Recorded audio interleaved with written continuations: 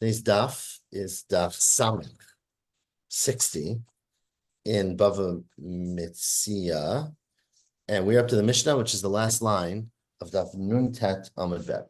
Got it? So continues the Mishnah to the end. We're about to finish with two more Mishnayot, but we're about to finish Perek HaZahav. We've talked a lot about how to value things, how to exchange things, what's money, right? The whole concept, but more recently about cheating, about ona'ah. So our Mishnah ends, or Perek ends, sorry, with a couple of cases where people are behaving somewhat inscrupulously, if that's a word. Unscrupulously? Unscrupulous. Thank you. Yeah, inscrutably. Unscrupulously, exactly. Thank you. So what is the case? Says the Mishnah, bottom line, Ein ma'arvin perot beperot. You shouldn't mix up your fruit, right? If you're selling avocados, don't mix old avocados with new ones. We'll see why in a second. To mislead people, to think, you're buying one thing, you get a nice one on the top, you think all 10 are like that, and of course it's misleading. Says the Mishnah, Filu chadashim bechadashim. Even if they're both new ones, and we're going to see that there's more value in new or old because they last longer, or they're more readily accessible to eat if they're old, right? They last longer if they're new meaning immature, old meaning old. But you can't even mix ones of the same type, again, because you tell them you're giving them Has avocados, you shouldn't give them whatever the other one is. I don't know what other kind of avocados there are. But well, maybe it could be referring to Chadash V'Yashan. No. So again, it says at the bottom, Afilo. Oh yeah, same. No. It's not. We'll see in the Gemara. Afilo chadashim, meaning even immature ones. Things that were just harvested. The Ein Tzarich Lomer, says the Mishnah on the top, chadashim b'yishanim. You can't mix new ones with old ones, right? Meaning that's a different type of age of the avocado in this case. We'll see in the Gemara more about this. Be'emet amru. Now, in truth, they said, and of course, we're going to comment that be'emet amru means this is the real halacha. Biyayin, when you talk about wine specifically, hitiro la'arev kosheberach. They allow you, although you generally shouldn't mix, lesser quality with higher quality. Kosher means hard, rach means soft, meaning, hard wine, which is less tasteful and more bitter, with something better. But with wine, you're allowed to do that. Because with wine, finding the exact mix can actually make it better. Now you can't mix the shimarim, the lead, what's it called, the bottom, the dredges. Okay, I'll go dredges for Nava. You can't mix the shmarim, right? At the end of the bottom of the bottle, you have things. You shouldn't take that, pour it into the new bottle, and mix it all up together and sell it. But you can give the person the shmarim. We'll see what that means in the Gemara. Now, let's say you put water into your wine, right? So it was very, very common then to have wine that was fermented, that was very thick and not really drinkable. So they would add water. We talk all the time about mozgin kos, like for Pesach Seder. You dilute the kos. If you previously diluted the cup, right, so you poured water into your wine, you can't then sell it as if it's all pure wine, right? It's diluted. So then, lo yimkarenu bechanut. You can't sell it in your store, elim kein hodio, unless you put up a big sign saying this is not pure wine, this is diluted wine, because of course it should be worth a lot less, because water didn't cost very much, wine cost a lot more, let's just say, and you would dilute it. If a lo tagar, now you shouldn't sell it to a wholesaler, afal pishodio, even if you tell them, because you have to assume that they are going to go and sell it to other places who don't know where it came from, and the sign's going to get lost, and the message is not going to be there, and you are contributing to cheating people, right? Because they're just going to cheat people by not revealing that this is in fact diluted wine and sell it as full wine. Now, however, if it's a place where everybody does it, meaning the standard, again, the Gemara will go through this a little bit, but basically the custom and the knowledge is that everybody who buys wine has water already mixed into it, then you're allowed to do it. And again, all of this depends on what you assume people are assuming and whether you're misleading them or not misleading them. Hatagar, now if you are a tagar, right, that's the word, the wholesaler, I don't know if there's a better word for it, but a wholesale seller of produce or any goods, notel mechamisha granot. You can take from 5 different threshing floors, right? Meaning from 5 different providers. You can go to different farmers and pick up, potatoes and whatever. The granot, of course, is grain, but buy grain from 5 different people and put it into one bucket, one container, and sell it, because people understand that's what you're doing, right? or you can buy mechamisha gitot from 5 different wine presses. Pitom echad. As long as the point is that you are not pretending that you are basically selling something that you're not selling. So as long as you don't say, oh, this is mainly from Castile, and there's a little bit mixed in from somewhere else, when in fact it's 20% from Castile or even less, right? Then that's okay. It's like when they sell olive oil from what's it called when they sell it from Italy? Right. And obviously most studies show that very little of that is from Italy, and usually very little of it is olive oil. So says the Gemara, Tanu Rabbanan, says the Braita, Ein tzarich lomer chadashot, right? You don't need to say that you're not allowed to sell it. If let's say chadashot me'arbam, right? Let's say new, what am I doing? Avocados. They cost 4 avocados for a sella, meaning 25 cents each, right? And the yishanot are shlosha, 3 for a sella, so they're more valuable. They're 33 cents each. De'ein ma'arvin, you can't mix them because basically you're cheating the person. Ela afilu, if they cost the same price, even afilu chadashot mishalosh vishanot me'arba, or it's the opposite, that the new ones are more expensive, right? You still can't mix them. Ein ma'arvin. Why? Why can't you give someone something of higher value? Because the person may be buying these things. He might specifically want new ones because he's going on a trip to Alaska and he wants them to sit for 2 weeks and then be good, or have them for the whole Pesach. And so even if it's more expensive to buy more mature, ripe fruit, the person may specifically want immature fruit because they're going on a trip. And therefore, if they say they want immature fruit, you've got to give them what they buy. You can't mislabel, even if you think you're helping them. Okay? Continues to mark the 2 dots. He wants old fruit. I'm sorry? You said he wants new fruit. He wants a rotzel leyashnan. He wants the old one, right? He wants to let them age. Oh. Yashnan's a verb. He wants them to become old. Oh, he wants to become old. Okay. He wants to age them, like we all want to become old. Okay. Okay. Be'emet amru, as the Mishnah said, b'yayin nitir la'arev kashem barach. By wine they allow you to do it. Make sure mashpicho. Amar Rebbe Lazar, ada amra. They said, right? I think that's how it is. Whenever the Torah, whenever the Mishnah says the words that in truth they said, that's a code name basically for that is that's how we paskin. Amrav Nachman ubena gitot shanu. Now, one detail that is important to know about our Mishnah is that we're only referring to bein hagitot. Bein hagitot means you're among, basically you're in the time of the harvest, of the pressing, and that's where you're still basically mixing the wines together to get the final mix. And so adding old stuff into new stuff or bad stuff into good stuff can actually make it better.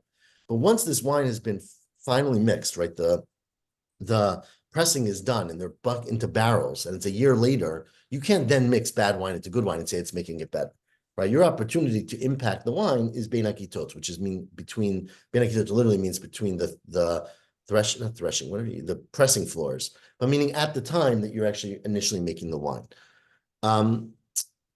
Asking her, but what about nowadays? But nowadays, to come arvi shelo bein hagitot, we mix wine even after the time of the pressing. Amar Papa, that's because nowadays everybody knows that that's done. Diyadi, people know about it, v'kamachli, and they forgive, meaning it's common knowledge, it's accepted, and everything that falls into that category is permitted. Ravacha Braid Ravika Amar, Hamani Ravacha in fact, no, our Mishnah is that, I'm sorry, not our Mishnah, that halacha that people now rely on is arguing with our Mishnah. It's going according to Rabbi Acha, the Tanya Rabbi Acha, which is a strange, unusual Tana, matir b'davar hanitam. Rabbi Acha always permitted you to mix things if it's something that people taste. Meaning, I guess in those days, people would go to the wine store and say, I want to buy, a vintage blah, blah, blah, and they would take a little taste of it. And so they basically could decide before they buy it whether they want it or not. So there's less prohibition on misleading. I guess you probably still can't lie too much, but you can mix things together because since they're going to taste it, they know whether they like it or not. And if they like it, then they're buying it. Then so what if you said it's, a 97 and it's really a 2014 or something? They tasted it, they liked it, and therefore it's permitted. Continues the Mishnah, which doesn't make any sense, right? It says you can't mix anything, but you can give the person the shmarim. What does it mean? Right? What does it mean it said in the first part, the first words, where you can't mix. So what does it mean? You can give him the shmarim. Right? So v'chitema my notein lo shmarav. The kamodale. If you're saying what it means is you're not allowed to mix it without telling him, but if you tell him, then you're allowed to put it in. That's what the Mishnah is saying. But what about the next words in the Mishnah? The Ketani Seifa, the next part of the Mishnah says, Lo yimkerenu b'chanut. You cannot sell mixed things, mixed wine or mixed anything in a store. Ella imkein modio. And you can't, unless you tell the consumer. And lola tagar, not to a wholesaler, afapisha modio. But that implies Michal Deresha, afagav modale. That up till now, we were talking about a case where you didn't inform them, right? Because the new case is, and if you inform them, you can do it. But what we said previously, you weren't yet informing them. So what does it mean? You can sell, you can't mix it, but you can give the shmarim. What is that? Shmarav, sorry. You can give its shmarim, right? Meaning from its barrel, you can give the shmarim. Amar of Yehuda Achikamar. Says Rav Yehuda, the second wide line, this is what the Mishnah is saying. What it means is you can't take shmarim from yesterday, right? You emptied out a barrel yesterday. There was that thick stuff at the bottom, sitting in your back, waiting for recycling, right? You can't mix that into today's wine. V'lo shel yom b'shel emesh, and not vice versa. You can't take shmarim from today and put them into wine that you started opening and pouring out yesterday. Avol notin lo et shmarav. But basically, on the same day, I mean the same barrel, you can use the shmarim from that barrel in the wine in that barrel. Because that is, I guess, the way it was in the barrel. You poured it out, you got the very clear stuff, but you can scoop in a little bit of shmarim at the bottom. Tanyinami hachi, and in fact, there's a braita that says similar to this. Rabbi Yehuda Omer shofeh yain lechavero, one who pours out. Shofeh is an interesting word, right? So Rashi goes through it, that when you pour something out, it's when you pour something, you're trying to prevent the accumulated bottom part from going out. That's called shofeh. I don't know what the English word would be, but we use pour. But anyone who's shofeh, yain l'chavero, who's pouring out wine for a consumer, hareza lo ya'arev shel emesh b'shel yom. You shouldn't mix yesterday's dregs with today. V'lo shel yom b'shel emesh, not today with yesterday. Avol ma'arev shel emesh b'shel emesh. You can use from yesterday's barrel. If you're pouring that out, you can pour out the shmarim, the things in the bottom with the barrel. B'shel yom. So basically, as long as it sort of was the same batch, you're allowed to mix it. That's specifically with wine, I guess, because wine, those things sort of support it or is part of it. I don't know that much about winemaking, but it's not the same by other fruits and vegetables. Finally, said our I Mishnah. just give him the shmarim separately. You could read it always like do you that, could but learn it like that. You could say he pours out the wine, as Rashi says, Shofek kol davar salul on this rak menachem, right? But he can give the he's got the sediment. The person could use the sediment for something else. He could use for fertilizer or whatnot. That's not the case, right? The case here is you're selling him a liter of wine, right? So the question is, in the bottle that you give him, that's a liter, or whatever measurement, a lug that they used, some of that, 98% of that is wine, but 2% of that is shmarim, right? The question is, of course, you can give him a liter of pure wine, and then on the side, give him a little doggy bag with a little bit of shmarim, right? And the point of our Mishnah is that you're allowed to mix in the shmarim from this batch with the liter that you're pouring the guy. That's expected. I'm sure there's a limit, right? It has to be something that's reasonable, but Mishnah doesn't go into that. So that's from today's with today's, not from today's Correct. Or yesterday's with yesterday's. It has to be the same batch. So it's the shmarim that's mixed in with the wine. It's part of the wine. Correct. I don't know what the chiddush is there. You're pouring the wine from the bottle you're selling it, so you're selling it with the shmarim. What's the chiddush? The shmarim is at the bottom. You buy a bottle of wine, the shmarim in the bottle of the wine. Yeah, but the chiddush is maybe when you say I'm buying wine, you don't want shmarim. You want him to pour out. Remember, it's a barrel, right? So you're pouring out from the barrel. You presumably can get a pure wine without the shmarim. What the Mishnah is adding is that as the shmarim are, say, 2% of the barrel, you're allowed to make it 2% of the bottle, which is what people do, right? Right? If a person mixes water into their wine, so they've diluted their wine, then they shouldn't go back and resell it to the store, right? Because people don't know. Unless you tell them this is diluted wine, right? Rava, for his big Pesach Suda, I'm making up the Pesach part, obviously, he bought a big barrel of wine from the store. He was really excited. Mazge, now Rava had a very particular taste in wine, and he needed to dilute it a certain amount. He was a lightweight.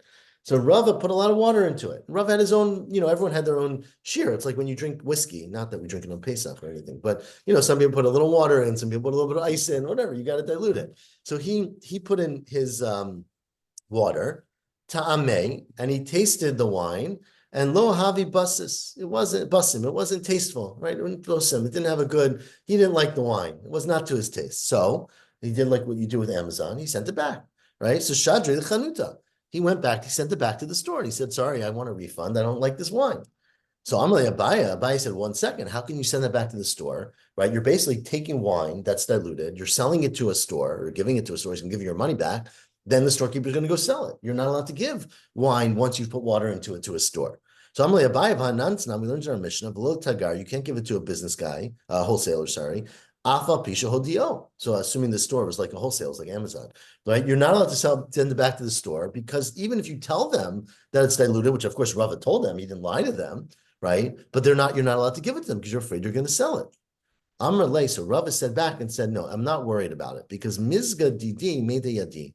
My dilution, everybody knows that it's not wine anymore. Meaning it doesn't even look red anymore. Let's say, you put 4 parts water, it's a little bit red, but it'll be very clear. And this is how Rashi understands that I put so much water into it. I diluted so much that it's going to be very clear to everybody this is not pure wine. So once they can look at the bottle and already see that, they're going to start asking questions. And I don't have to worry about people buying it and being misled. Says the Gemara, but the storekeeper's no idiot, right? He's going to say, sure, this is very diluted wine. Let me add a little bit of wine back into it, right? Rava put 4 parts water, let's say. I'll add 1 part wine back and I'll make it more close to regular diluted wine. We're worried that the storekeeper will add in, tafi means add in more wine and sort of dilute it, and then he's going to sell it as wine. Then there's no end. I mean, if you're really worried that they're going to play games with what I give them, they're going to turn it into something else, you could say that about anything. I can't sell you apples because you're going to mix in lemons with them and sell it as, you know what I mean? Like it's not in Rava's hands to control that. The storekeepers can be unscrupulous, unscrupulous, keep doing that. And that's the reality. But you can't give them something that is ready-made to be sold at a devious way. But Rava's wine is not fall into that category because everybody knows that wine that was diluted as much as Rava's is not pure wine. And so that's why Rava was able to return it. Just to be clear, I don't want to introduce a practical halacha because I don't know much about it, but this seems to be like a huge, I mentioned Amazon, right? But obviously this is a huge problem with Amazon, right? Because you sell your stuff back to them and you know that someone's going to resell it as a whole thing when it's really broken. And right, what responsibility do you have to not contribute to that economy? It's kind of questionable. You could maybe argue that everybody who buys from Amazon already understands that probably what they're buying is fake and broken anyways, but anyways, you could see how this is really relevant for that kind of discussion. Continues the mission. So he can sell it back or not? I mean, you can say that I don't know. the store I owner introduced the questions. Rava was allowed to sell it back. No, but in this case, the store owner can change so he could add a little more wine. Yeah, but I mean, Rashi points out you couldn't even sell water then to a storekeeper because sell them water and you don't know they might just take the water and add it to wine, right? It's not it's vein ledavar soap, right? You can't go and prevent all criminals. All you can do is try not to make it easier for them. And so the prohibition was only selling something that's ready-made to cheat. Rava's wine is not considered ready-made to cheat. Finally, Tana, where am I? No, Makam Shnagulat Yomaim B'Yan Yatilo, in a place where the custom was to add water that you're allowed to do it. Tana, the Braita says, Lemetzia L'Shlish L'Revia, meaning whatever they did in that community. They did it in half, they did a third, they did a quarter, whatever that place, in Riverdale, the wine might be a certain amount, in Spain, it might be another amount. So whatever the community did, you're allowed to do the communal norms. Amar Rav, Ubenakitot Shanu. And as Rav said, and we said earlier, all of this is true bein hagitot, meaning when it's fresh, when people know they're buying this that's just been crushed. But once sort of you're already on the shelves for a few years, you can't start diluting things. It's already what's accepted. Finally, the last mission of our parak, which is a fascinating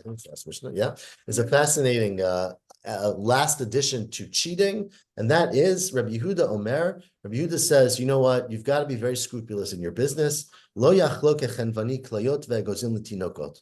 You're not allowed to give away lollipops to kids. right? That's not what the words mean, of course, but klayot negozim are nuts and popcorn. Klayot is not popcorn, but popped grain. I guess they didn't have corn back then, but popped grain is klayot, right? Anyways, you can't give out treats for the kids who are then going to say to their Kali mothers, means usually means toasted. When you're right? talking Chumash, Kali means toasted usually. Correct. So that's so you're not allowed to give those out, these little treats, nuggets to the kids, because it's going to be, they're going to pull their parents to come. So basically, you're introducing an unfair business practice because, you know, everyone's selling apples, but you should compete on, I don't know what you should compete on, but there's a price. You're not allowed to do extra things that induce someone to come to your store. They're going to want to come to your store and shop with you, even though it's not something that's necessarily advantageous. The Chacham say, no problem. That's business. You're allowed to do that. And we'll discuss in the Gemara, but that's obviously how we paskin. You're not allowed to go less than the price. Now we're going to about to the next parak is all going to be about sha'ar. Sha'ar literally means the gates, but it means the going, the commodity price. So the price in this city for eggs is, 6 eggs for $1. I guess I wish $6 for an egg, whatever it might be, right? So you're not allowed to undercut the price. Okay, you can't sell for less. If that's the going price, that's the acceptable. The price will change over time, but that's the shar. That's the sort of going rate. You're not allowed to charge less. The Chachamim say, "What are you? Why not? Zachor Latov, right? We thanks to you. Thanks for giving us a deal. We'll give it now. Of course, people charge less because it's a loss leader, right? You want people to come to your store and buy your other stuff, or you want them to get used to coming and build loyalty. Say the Chachamim, that's no problem. That's a great thing. You're giving people a discount. Keep on doing it. Lo yivar tagrisim. You're not allowed to yivar. You're not allowed to brush up and make look good, shine up the grisim. Are I don't know what a lot of words here mean, but grisim I think are lentils, right? Or beans. I should know this. Beans, yeah. So you can't do borer. Let me keep this here. You can't do borer on your grain, on your beans, sorry, to make, obviously beans have a lot of old ones, dry ones, rocks inside of it. So you're not allowed to mix it up, basically. We'll see what this means, and basically sell it as if they're perfectly sifted, when in fact the bottom ones are not cleaned at all, right? You're just sort of showing the good ones on top. Divrei Abba Shaul, the Chachamim say that's mutar. We'll see the case in the Gemara, But right? usually borer means you remove the bad. Now, Correct. not that you're mixing them up so that you can't see them. You select the good ones. God bless you. Right, but you're only doing it in part of it, right? So you have a container of beans. So you're basically clean out the top layer so that it's like the top layer of strawberries, right? They look gorgeous. But then when you dig down, they're not so good, right? So they say, Abishol, you're not allowed to do that because it's misleading. And the Chachamim say it's okay. We'll see in the Gemara why. Chachamim matirim, umodim, everybody, sorry. So wait, that's the next case actually. The Abishol says you can't do it at all and sell it. We'll see why. Chachamim say it's mutar modim, but everybody agrees what I just said. Shelo yivor mi alpin megura, that you're not allowed to just clean off or borer. What's the English for borer? Separate, select, to choose, to select. Correct. You're not allowed to do that from just the face of the barrel, because you're basically misleading the eye. You're stealing by implying that these are great strawberries when they're not. Now you're not allowed to make things more beautiful, right? Like fatter, like chubbier, like make them sort of look prettier. Get an English word here because I don't know how to say it in English. Adorn is the word they use. You're not allowed to adorn, meaning to make look nicer. Loat adam, not a person who you're selling. Not an animal, not objects. Again, we'll see in the Gemara exactly what the case means, but you're not allowed to, the Mishnah seems to sound like you're not allowed to make things look nicer before selling them. Okay, because you're by the Chachamim saying they're modim shlo yavor me'al megarav from the top. It would suggest that their previous statement, Chachamim matirim, would say that you are allowed to separate the good from the bad in the whole barrel. In the whole bucket, so that he would say that Rabbi Abba would say no, you can't do it at all. But Chachamim would say if you're talking about the whole barrel, you are allowed to remove the solid or the bad. It's just that what he says you can't do it from the top. That would be the qualification that the Chachamim would say. Correct. That's what it seems from the Mishnah. That is correct. That's what we said. We're gonna discuss it in the Gemara. Ask the Gemara first. My tamayo de Rabbanan. What's the reason for the Rabbanan that they said the first thing? What they basically said that for the first part of our Mishnah, where they say you're not allowed to give out lollipops and nuts to kids to come to your store. The Chacham say, why not? So what's the reason for the Rabbanan? Aren't you introducing an unfair advantage? The Amar Le, because what the storekeeper would say to his colleagues is, "Ana mafligina amgozi." I'm giving out nuts, right? At palig shiski. You can give out shiski. Shiski, I have no idea what shiski are. Rashi says prunish, and maybe they're prunes. We're going to call them, meaning you're going to give out something else. So that's how market. I give out balloons. You give out lollipops. Like that's you. There's nothing stopping you from competing with me on the same level. So therefore, it's a good thing. Continue the Mishnah. You're not allowed to charge less than the regular price. The Chachamim omrim zachor latov. Ask the Gemara again. My tamayad rabbanan. What's the reason that the Chachamim say it's a good thing? And the reason is mishum dekamarvach litara. You are basically increasing profit, right? Marvach means you're profiting. You're giving money. You're adding value to those who are doing the business. You are making the rates. Tara is the rate, the market rate, and therefore, basically, by you cutting it down, you essentially can reduce the price for everybody. So if you're basically benefiting people from buying, they're saving money. Below yivarat agrisim, divrei abashol chamer matirim, man chachamim Rabbi Acha. Remember, this is Rabbi Acha. The Tanya Rabbi Acha matir b'davar hanireh. Rabbi Acha permitted. So what Rabbi Abashol, right, was the Tanakama, correct? Abashol said you're not allowed to do it because you're essentially misleading people, right? Because what you're trying to show people is that these things are really much nicer than they really are, when in fact they're not, right? And Abashol says it's not the case because people understand exactly what they are. They see what they are. You're not lying. Remember, as we said in the Mishnah, you're not allowed to clear out the top layer. Everybody agrees and leave bad ones below it. But you're allowed to basically sell highest quality beans in this case, but you can do about anything as long as you communicate with people and say this is what it is. And so, according to Rabbi Acha, we quoted in Amud Aleph, when it's a davar hanireh, when people see what it is, then you're allowed to charge whatever you want, and people can make the decision whether they want to buy it or not. Here's where I need my English. You're not allowed to make beautiful people or objects or animals, we said in the Mishnah. Tanur Rabbanan says the Braita, you're not allowed to take misharbet. Misharbet means you can't straighten the hair of the animal. I guess animals look better, I guess, if their hair doesn't look matted and dry and, old. So you're not allowed to take the animal's hair and take it, even though it might be an old, sick animal, and have its hair stand up. It's like with people, right? You can make a very tired old person look better if you straighten their hair. No, straighten is not the right word, but make it bigger. But the point of an animal is that it's straightened as it comes out from their body. You're not allowed to do that. You're not allowed to put air. Nofach means to put air, right? Like God put air into man, right? Adam. You're not allowed to blow into the intestines of an animal. We're going to see how you do that. But because basically it makes it look fatter. So you can't feed your animal air. So your animal looks nice and full, when in fact it's actually a smaller animal. You're not allowed to soak water. It's obviously the oldest trick in the book. You're not allowed to soak meat, not water. You're not allowed to soak meat in water before you sell it, right? You're going to sell your meat by weight, but before you leave it overnight in water, it'll absorb some of that water, make it fatter, and sell it. Of course, everybody knows meat that you buy is always soaked, right? People do this all the time. But again, you're not allowed to do it if people are assuming you're not going to do it. So these are all ways to make something look more beautiful than it truly is and charge a higher price. Now, asking what is Mishar person? I don't understand. They're not selling a person. Of course, we're selling a person. We're going to get to the case. Don't worry.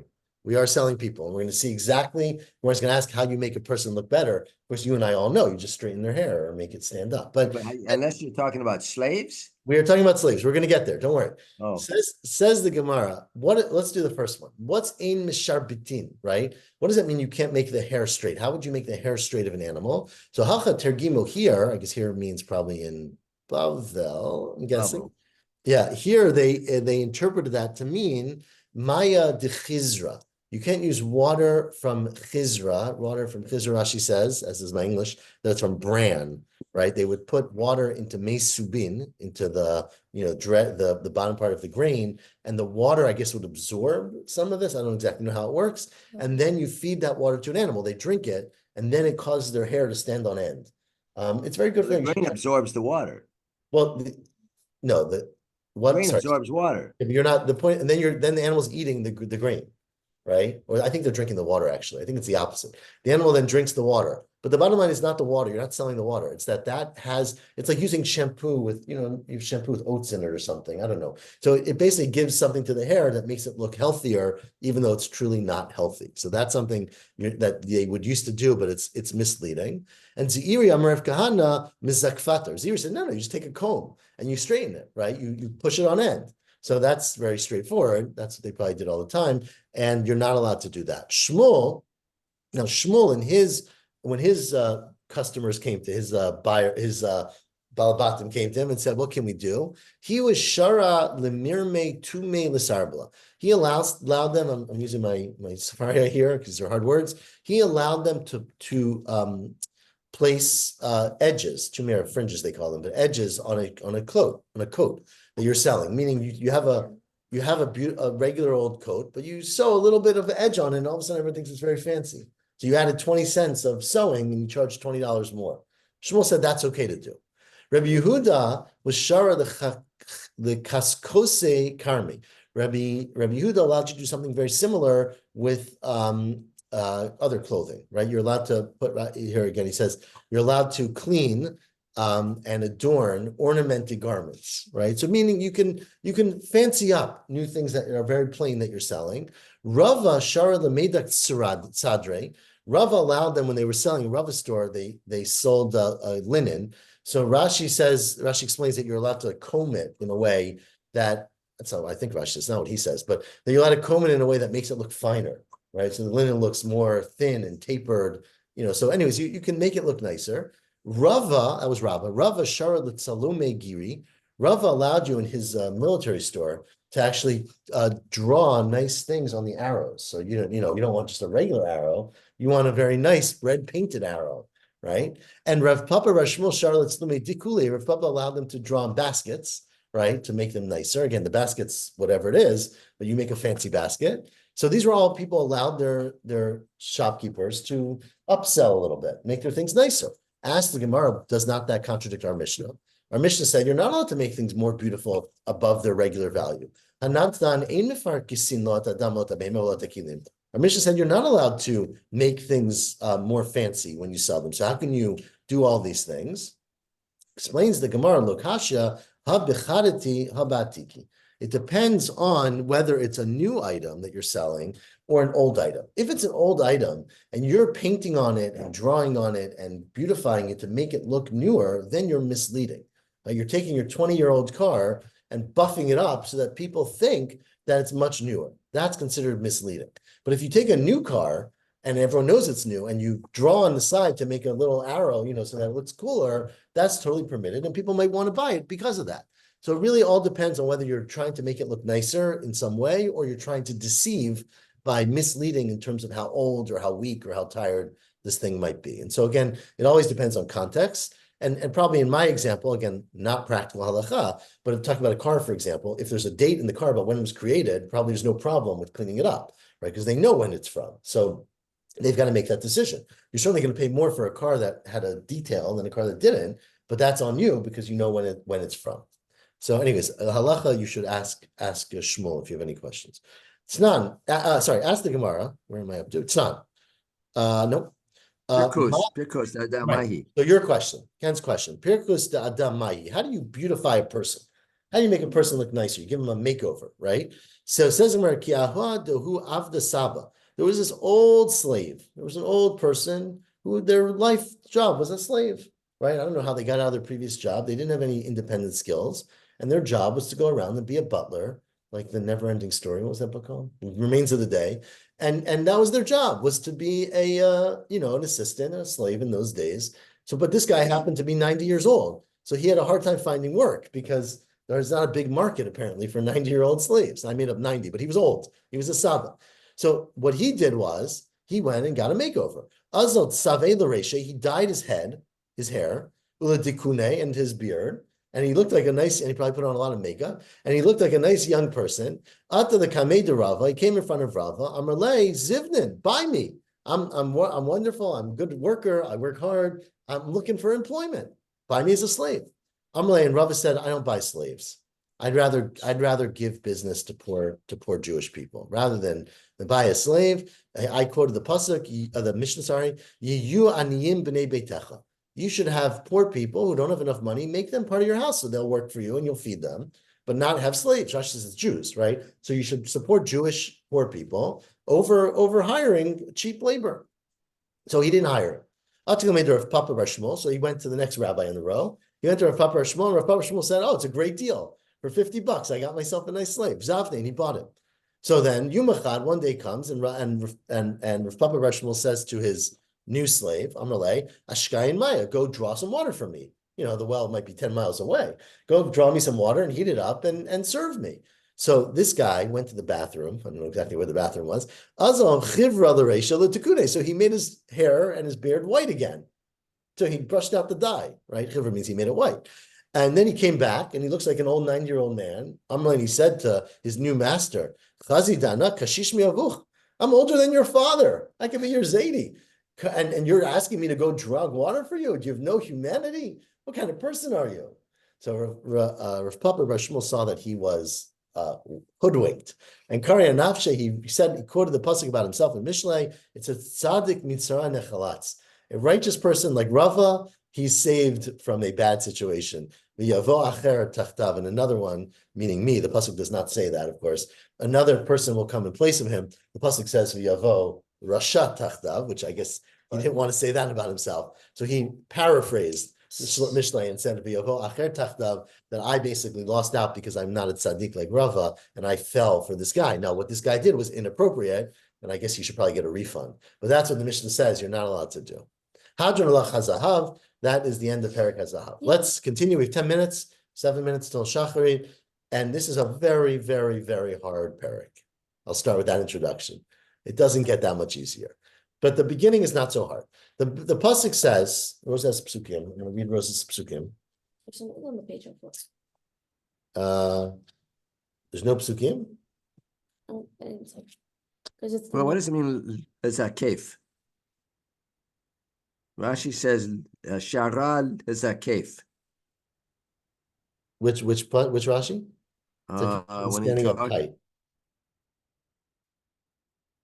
about, I understood Zokef, the it's rest of it. like zekufa, like we say zokef kifufim, right? Straighten our backs. Zakef means to stand up straight. So they Yes, he said the Sharal is Zakef. I don't know But I thought it would, which Rashi. context, I would think it would mean that it would, alter. I'm looking for that. Sarah is cave. Its hair would stand up straight. Meaning it would straighten. So I see the Rashi. It's the last wide line. Last wide line. Anyways, its hair would stand up straight. It's like it makes its hair health, right? It makes it healthy. Oh, the Sarah is like, okay, I was thinking of the Shar. Okay, No. the Sarah, right, okay, I understand. Okay, now our mission starts with a question. Ezehu neshech, ezehu tarbit. What is neshech and what is tarbit? The Torah talks about interest in two different terms. It uses the word neshech, tarbit. Well, I don't have the psukim in my brain right now, but it says not to do one of those two things. That we assume that neshech means the gain you make of interest. I lend you $100. You give me back 120. I made $20 extra. So I cost you. You neshech is what you paid, meaning you were bit. Neshech means the bite, but the bite from you, the cost from you was extra 20. And tarbit comes from the word ribit, of course, right? Which is the extra gain for the one making the loan, right? So we think at this moment, we're going to be wrong, that neshech means the cost to the consumer, and tarbit means the gain to the lender. Okay, now those things probably are the same. It's hard to cost one person without gaining from the other, but we're going to discuss that. So ask our Mishnah, why does the Torah use two words, neshech and tarbit? What's neshech and what's tarbit? Answers the Mishnah, Ezehu neshech, you got it? Hamal v'sela b'chamisha dinrin. I lend you a sela, and I say, a sela remembers 4 dinar. I said, instead of paying me back 4 dinar, pay me back 5 dinar. So that I'm asking you for extra money. or I say, Satayim chitim, I'm giving you 2 sa'ah of grain, and next week you better pay me back shlosha, b'shalosh, you gotta pay me back 3. That's interest. That is interest. That's what the word neshech is interest. Asr mipnei shehu noshech. That is asr because you are biting something away. You're taking something extra from somebody else. Okay, ezu tarbit. Now, it's not going to be what you thought it was going to be, which is a way not for someone to cost something, but for me to gain something. In fact, it is what we call ribit rabbanan. We're about to answer that tarbit means things that are not prohibited min haTorah, but are prohibited midrabanan. For example, hamarbeh b'peirot. A person who says, I want you to give back more food than I gave you. Ketzad, what's a case? Let's say, look, it's a very complicated case. Look, everything here is complicated. Lakach himenu chitim b'dinar zahav. Okay? Hakor. I bought grain from you, Evie, for 1 dinar zahav for a kor. V'chein ashar. Remember, dinar zahav is 25 regular dinarim. The gold is 25 silver. So I went and bought 25 worth of dinarim of grain from you, and that meaning sorry, let me say that again. I got a core. A core is a fixed measure. Let's say a ton, okay, of grain, and I paid you 25 dinar, 1 dinar zahav, 25 dinar, regular dinar for that grain, and that's the market price. V'chein hashar. If you go to the mercantile exchange, a core of grain is 25 dinar, okay? But of course, time passed. 30 days passed, and the price of wheat went up. And amdu chitim b'shloshim dinarim. And now a core of chitim, you can go, is inflation, it's worth 30 dinar. So amarlo, so now the guy says to you, tein li chitai, I want my grain back. Of course, I want it back because I can sell it to somebody else for 30, right? So I lent you, I didn't lend you anything. There's no lending yet. I bought a core of grain. I didn't pay you yet. So I owe you a core, 25 dinar for a core. The price has gone up. So I go back to you and I say, give me back my grain, right? Tein li chitai. Shani rotzeh lemachro. I want to sell my grain because I want to get 30 core. You know what I'm keep doing this. I want to give me back my 1 core of grain because I want to go to the market and sell it, and I'm going to get 30 dinar, and I'm going to use that 30 dinar to buy a barrel of wine.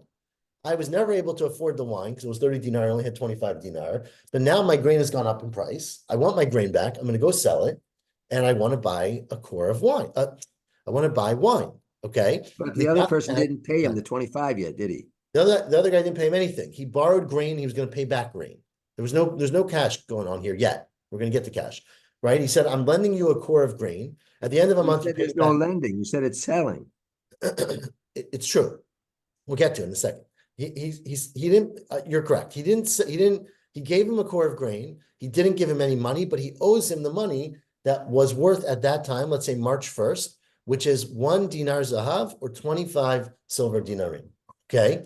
A month later passes. The price of grain is now higher. It's worth 30. So the seller, as you put it, as is correct, went to the buyer and said, okay, I want my grain back because I want to sell it for 30 and buy wine. Okay. Let him just take his grain back. He didn't get paid yet. Well, he ate the grain probably. I mean, there's no grain, right? The grain's gone, but he said, pay me back what you owe. He can't get the grain back if he ate it, if the other fellow ate it.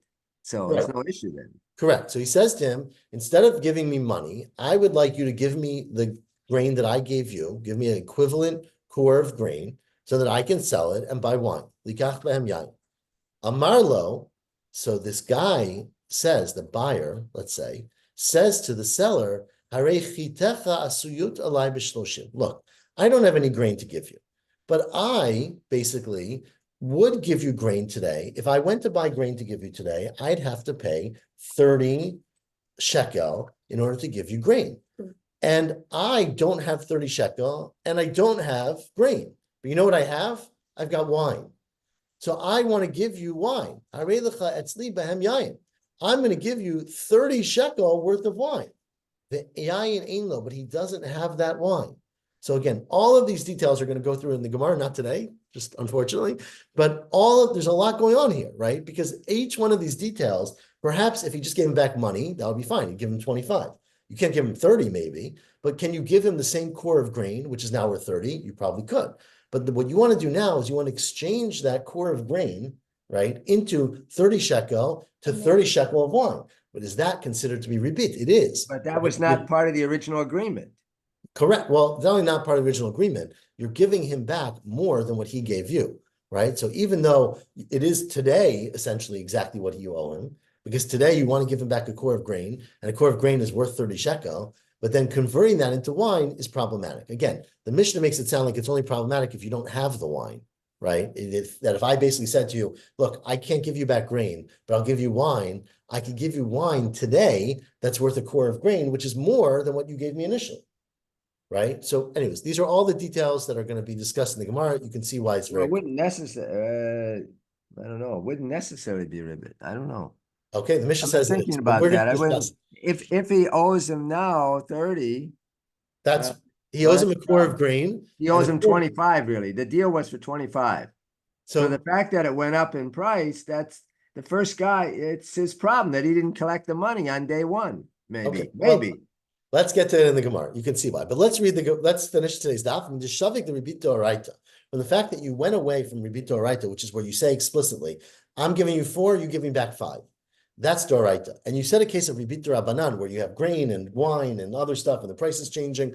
All these, complicated cases. Michlal de D'Oraita, Neshech v'Tarbit Chadamilti. Right? The words Neshech and Tarbit, which is the person's loss and the person's gain, are essentially the same thing. I v'haikra k'tivi neshech kesef ribit ochel. Pasuk uses different verbs, right? Neshech when it talks about money, and ribit when it talks about commodities. Why does the pasuk do that? Tizbra says, do you really think that that's what the pasuk meant? That there was neshech by money and tarbit by food? Te'ika neshech below tarbit, that there's a way for me to cost a person money but not to gain, and there's a way for tarbit below neshech. How in the world could such a thing be possible? How can you lend someone money? He pay you back more than you lent him, but he lost and you didn't gain, or you gained and he didn't lose, right? Assuming that neshech means the loss of the consumer and tarbit means the gain of the lender. Says where, well, I have a case. Here's the case. Neshech below tarbit. How could you cost someone money but not gain? You know what the case is, Nava? Hechidami? Let's say you lend a person $100 and say next week pay me back 120. Well, then there's loss and there's gain, right? But here the situation is that initially a mea, right? A mea of whatever coin they were using, prutot, Rashi says, right? A mea, 100 prutot. So I lend the person 100 prutot, and then I say to him, but you have to pay me back 120.